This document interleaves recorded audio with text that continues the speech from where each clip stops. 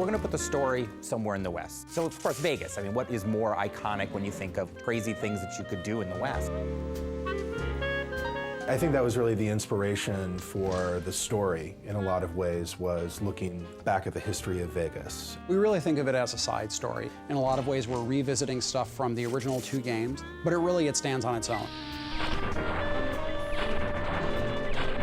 The first thing our creative lead and our project director did was they sat down and they sort of examined what sort of themes they wanted to explore in New Vegas. Every Fallout game pretty much starts with war. War never changes. And the idea behind that is really that humanity has this unending appetite for killing each other.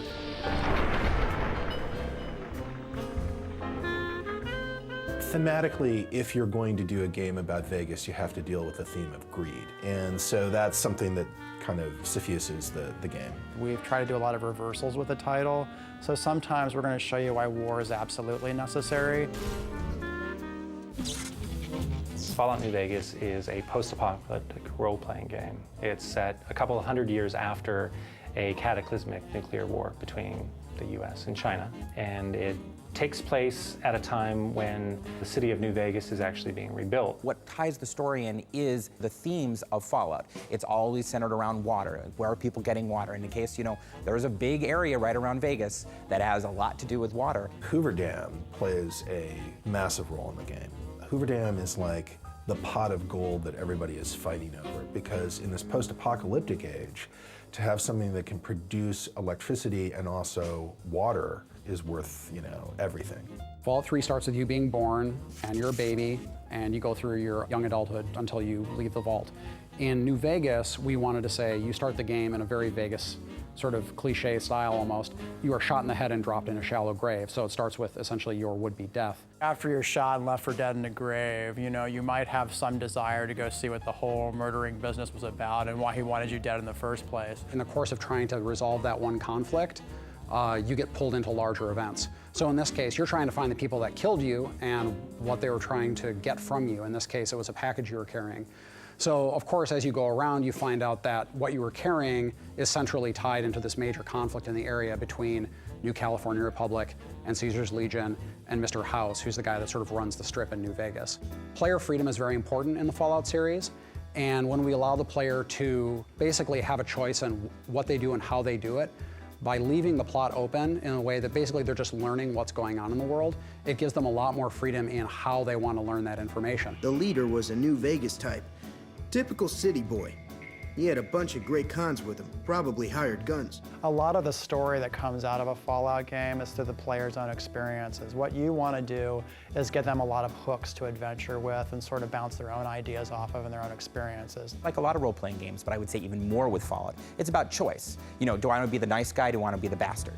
I mean, they can go through the game just blowing everyone away at a moment's notice. They can level whole towns. They can kill everyone all the way up to the very end of the game.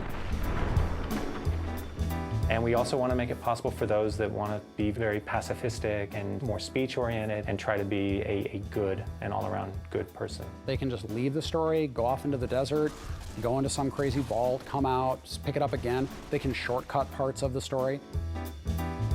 Really, I said, it has to start like this, and it has to end with some big conflict between humans about very human concerns. But where you go along the way is sort of what we've been defining over the course of the development process. Another thing about the Fallout quote-unquote story is what you're trying to do is just make sure that the characters you present in those environments, you want to give them a lot of depth. You want to give them a lot of purpose. There are too many characters for me to count how many we're introducing. This game is not, it's set in the future, but it's set in an alternate future. So we can take a lot of inspirational sort of figures from Vegas history and use them as sort of ideas for new characters or main antagonists.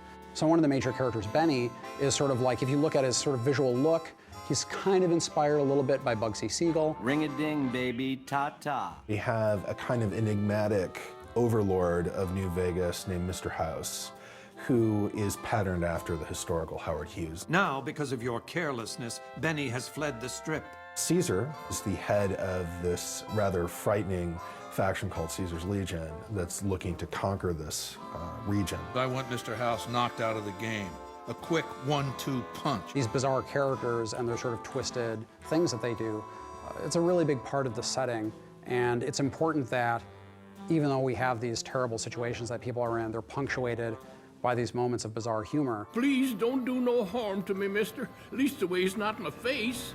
All I got left is my rugged good looks. Because the people you meet at different points in the game can actually join you as companions and actually fight alongside you, that sort of gave us a really strong opportunity to have them reinforce the story. People are really going to enjoy our companions.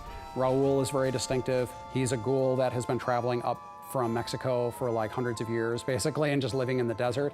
And so he has all these crazy stories to tell and really interesting personality. I'm not much use besides being a portable encyclopedia, really. I guess you could use me as a pack Brahmin.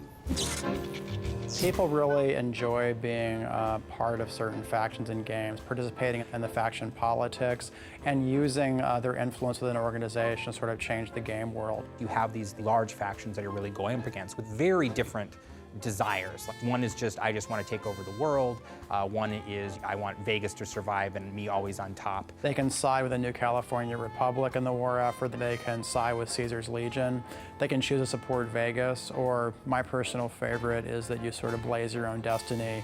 And depending on the alliances you form with these factions, that sort of determines the future and fate of the world. The environment is genuinely reacting to what you do as the player. You have a pretty extraordinary amount of control over the outcome of the game.